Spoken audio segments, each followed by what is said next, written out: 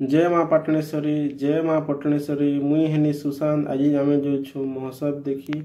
आज मुई आसी महोत्सव आज कटाबांजी महोत्सव फास्ट दिन अच्छे और आपण सबके महोत्सव रे स्वागत किंतु काଣା करब फास्ट दिन रे हेते भीड़ नहीं न सब कॉम्प्लेक्स मैंने खाली अच्छे काଣା अच्छे ना पहला वर्ष होचे एते लंबा डिस्टेंस पर हेते लाई लोग बोधे टिके कम आसीछन किंतु सबुआड़े बुलला पर देखली जे पूरा खाली ही खाली लंबा डिस्टेंस पर कटाबांजी महोत्सव होचे और इटा तो भूल भाल हेबा सब साउंड सिस्टम सब टिके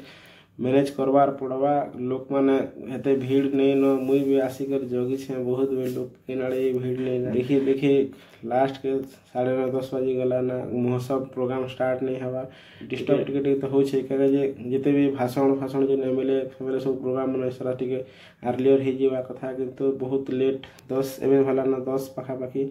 एबे